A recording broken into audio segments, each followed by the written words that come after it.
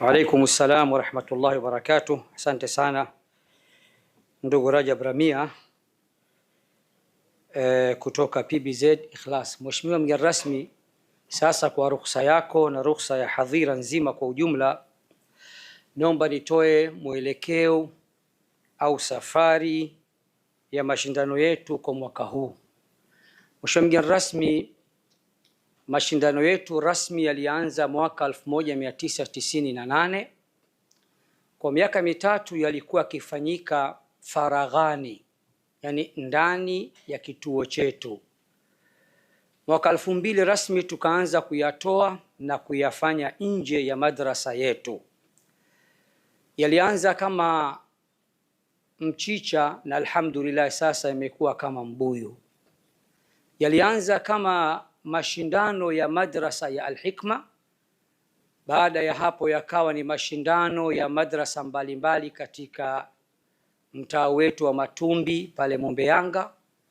Baadaye yakawa ni mashindano ya mtaa, tukaenda hivyo hivyo mashindano ya wilaya, mkoa, mashindano ya taifa au ya kitaifa, tukaenda Afrika Mashariki, Afrika, na sasa ni mashindano makubwa zaidi ya Qur'ani tukufu ya mabara yote ulimwenguni, ambapo yanashirikisha mabara yote ya ulimwenguni, na insha Allah leo mtajionea mabara yote ya ulimwenguni jinsi yatakavyoshiriki katika mashindano yetu.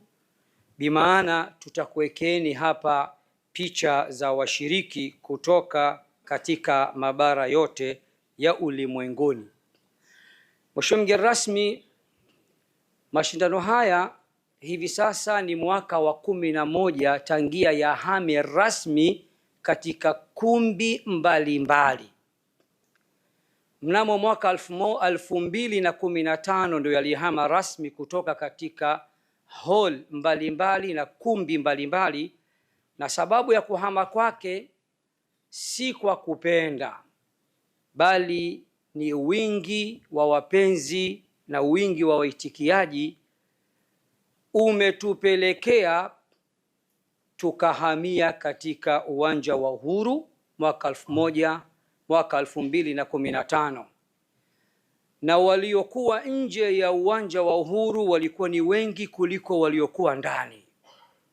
Tukafanya kama miaka miwili, 15, 16, ndipo aliyekuwa waziri mkuu mstaafu sasa Mheshimiwa Kassim Majaliwa alipokuwa mgeni rasmi akaturuhusu kwamba tuhamie sasa katika uwanja wa Mkapa. Na hivyo tunavyozungumza haya mashindano level yake yafanyika ndani ya viwanja vyote viwili, na hii si kwa ujanja wetu wala ujanja wa Al-Hikma Foundation. Hii ni siri ya Qur'ani na mapenzi yake mwenyewe Rahmani aliyefundisha Qur'ani. Mheshimiwa mgeni rasmi, ili upate picha kidogo wa haya mashindano, kwa ruhusa yako ninaomba nimwombe controller wetu atuwekee documentary ili uweze kuona na kusikia machache kuhusu mashindano yetu. Tunaomba tuletee documentary ili mgeni rasmi aone tulikotoka na tulipo. Tunaomba sauti tafadhali.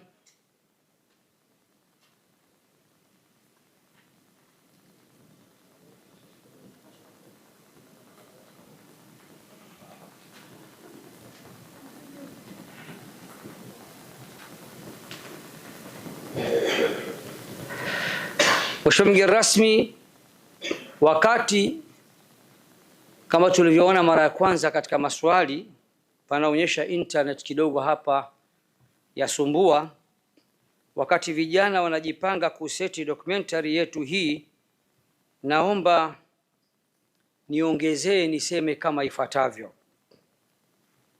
Mwaka huu kwa mshindi wa kwanza atakayetokea popote pale ambapo atatokea atajinyakulia shilingi milioni 30 taslim kutoka PBZ Ikhlas.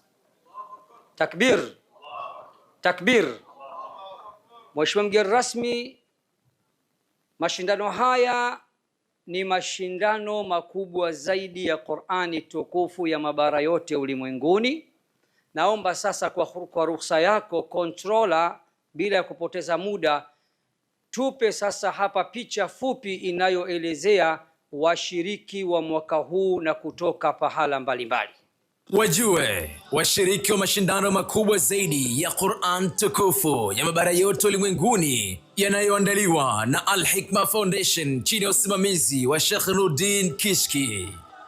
Bara la Amerika ya Kaskazini, Muhammad Mustafa Hawamde kutoka Canada. Ethan Gonzalez Zaragoza kutoka Mexico. Bara la Amerika ya Kusini, Yusuf Abova kutoka Barbados. Abdullahi bin Zaid Khan kutoka Guyana. Bara la Ulaya, Shuaib Muhammad Shafi Hassan kutoka Sweden. Usama Abdullah Baghuth kutoka Ujerumani. Sabiq Taha Abubakar kutoka Uingereza. Bara la Australia, Bilal Adao Hassan kutoka New Zealand. Abdurrahman Abdi Muhammad kutoka Australia. Bara la Asia, Ash Faiz Fikri kutoka Indonesia. Zaliev Alibek Zanodiluli kutoka Kazakhstan. Bara la Afrika, Suleiman Bilal Ahmad kutoka visiwa vya Reunion. Yasin Mwale kutoka Zambia. Abdurrahman Yasin kutoka Uganda. Ahmed Muhammad Said kutoka Kenya. Kutoka nchini Tanzania, Ismail Yusuf Hamad akiwakilisha Tanzania bara. Hija Nasor Hija akiwakilisha Zanzibar, na Abdullah Ali Suleiman akiwakilisha taasisi ya Al-Hikma Foundation. Mashindano haya yapo chini ya udhamini mkuu wa benki ya PBZ Ikhlas. Takbir, takbir. Ndugu yangu Mpogolo naona amefurahi sana kwa sababu ni mdau mkubwa wa jambo hili na analijua vizuri. Mwaka huu patachimbika mheshimiwa. Mheshimiwa mgeni rasmi, Sheikh wa mkoa wakati anatoa salamu zake alisema Al-Hikma Foundation ilikuwa inaweza kulipeleka jambo hili Dodoma, Arusha, Mwanza, hata Zanzibar. Ni kweli, ila Zanzibar hatuwezi kulipeleka kwa sababu Zanzibar kuna miamba tayari inafanya jambo kama hili. Ofisi ya Mufti Mkuu chini ya usimamizi wa ndugu yangu, rafiki yangu, kijana mwenzangu Sheikh Khalid, akishirikiana na PB, akishirikiana na ZBC, wanafanya hili jambo, na mimi nahudhuria kila mwaka. Maana panapendeza, na nikiwa pale nahisi niko kwa Mkapa Sheikh. Kwa hiyo mashaallah tabarakallah, Sheikh wa mkoa kama Sheikh wa mkoa wa Arusha au Dodoma au Mwanza kituomba, tunaweza tukamwambia akuletee maombi wewe. Ila Zanzibar hapana, kwa sababu Zanzibar kuna mwamba wa miambani anafanya hili jambo. Hongera sana Sheikh Khalid, na shukrani na pongezi ziende kwa Mheshimiwa Mufti, Naib Mufti, bila ya kuwasahau ndugu zangu wa ZBC. Mheshimiwa mgeni rasmi, baada ya kusema hayo, sasa mashindano yetu kila mwaka tuna kauli mbiu. Kama tulivyopata kusikia, tuliwahi kuwa na kauli mbiu, Qur'ani ni mtetezi, tuwahi kwa mtetezi. Na huwa kauli mbiu hizi tunazileta katika taswira au sura ya fumbo. Tuwahi kwa mtetezi, tuwahi kwa mtetezi. Watu hawaelewi kinachoendelea. Mwisho wa siku mimi kama mwenyekiti nakuja kufumbua fumbo. Mwaka huu Mheshimiwa mgeni rasmi, tuna kauli mbiu, lakini kauli mbiu yetu ni tiza. na tiza yetu imekuja katika sura ya kama fumbo. Mwaka jana wanakumbuka waliokuwepo, imma ikunyanyue au ikubwage. Tukaja na hadithi ya Mtume kwamba Qur'ani hii imma ikunyanyue au ikubwage.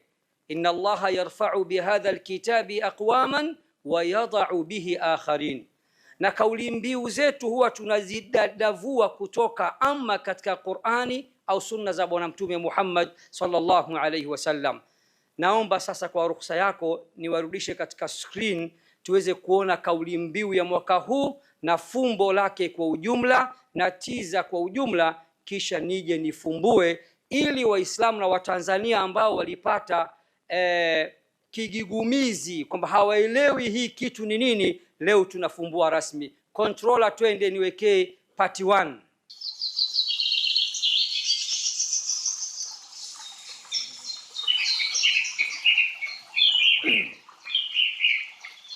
Okay. Wageni wangu, tumefika sasa. Tunaweza kufika.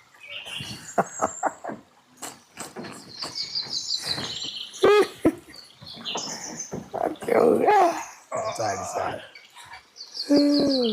Karibuni sana wageni.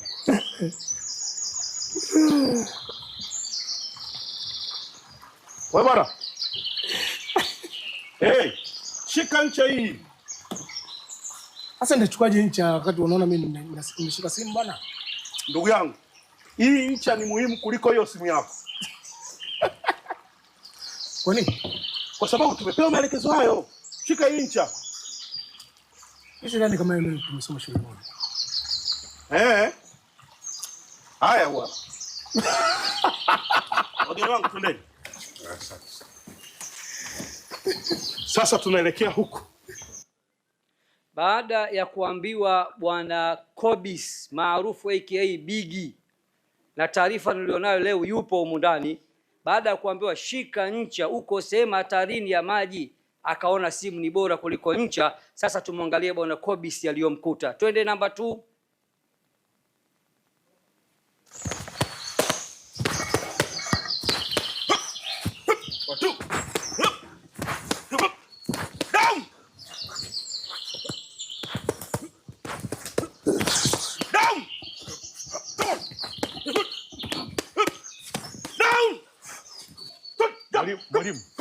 Mwalimu.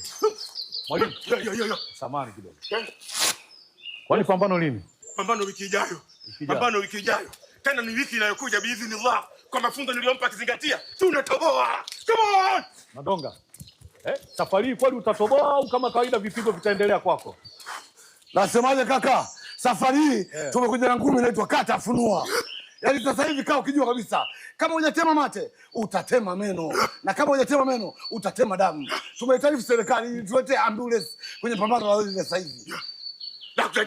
Isije kama unaongea kinyume chake. Sasa hivi kaka tumeshika ncha. Kama tumeshikilia ncha basi unajua kabisa kaka pambano la sasa hivi ni ushindi tu. Ncha.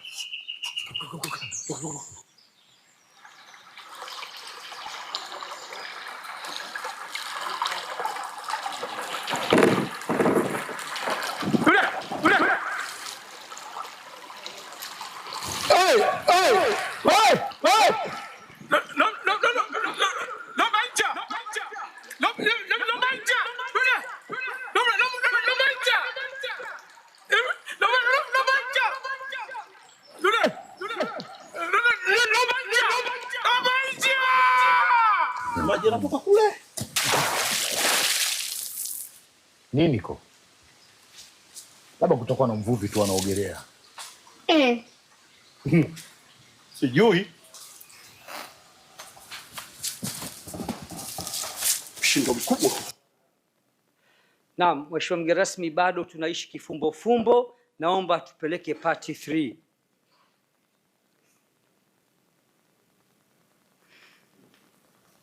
Msaada wa Samaria wema.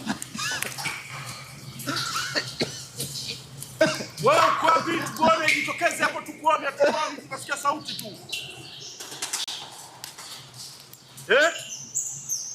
Niko hapa. Samahani. Naomba msaada.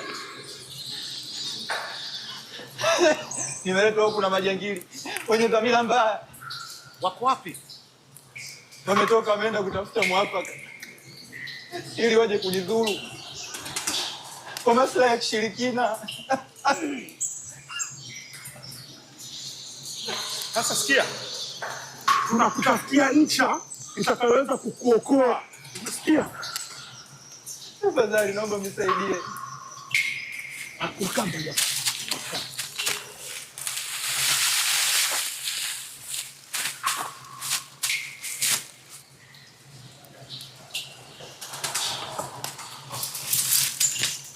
Tokeni. Naifanyaje hii? Shika hiyo ncha, uishike ndio itakayokuokoa.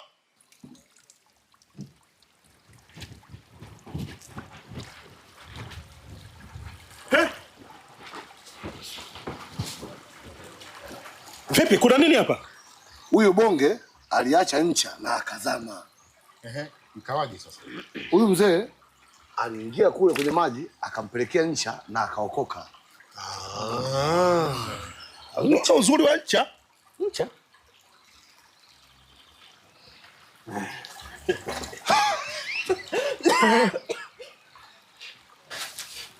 Vipi?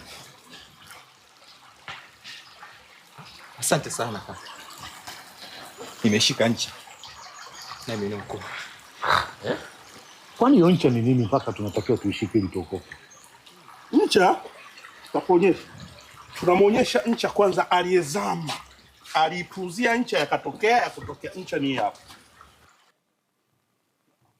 Mheshimiwa mgeni rasmi, kaka yangu Mpogolo, kwa sababu naona unafurahi sana mashallah. Bwana Bigi Kobis alidharau ncha kazama. Lakini ndugu yangu yule albino maarufu Zungu alipelekewa ncha na akaweza kutoka katika pango lenye kutisha na majangili hawakuweza kumpata. Sasa ncha ni nini? Kijana, naomba utuletee ya mwisho inayoeleza ncha ni nini na hatimaye tufumbue fumbo. Ncha kwanza aliyezama. Aliipuzia ncha ya kutokea ncha ni hapa. Anasema Bwana Mtume Muhammad sallallahu alayhi wasallam, abshiru, pateni habari njema, fa inna hadha alqur'ana tarafuhu biyadillahi wa tarafuhu biaidikum, hakika ya Qur'ani hii ncha yake moja ipo kwa Allah na ncha yake ya pili ipo kwenu nyie. Fatamassaku bihi, shikamaneni nayo. Fa innakum lan tahliku wa lan tadillu ba'dahu abada, kwani hakika yenu nyie hamtoangamia na wala hamtopotea baada yake milele na milele. Qur'ani hii ina ncha mbili tu, moja ipo kwa Allah na ya pili ipo kwetu sie. Uzuri ulioje, kheri iliyoje, baraka iliyoje, bahati iliyoje! Tushikamane nayo, tuienzi, tuithamini, tuitikie na tuikombatie, ncha kwa ncha, bega kwa bega, mkono kwa mkono, mguu kwa mguu, hadi kwa Mkapa. Sasa ncha kwa ncha, mkono kwa mkono, mguu kwa mguu, mpaka kwa Mkapa. Unukeni twende. Huyu anaumwa huyo. Inua. Anaumwa huyo. Twende.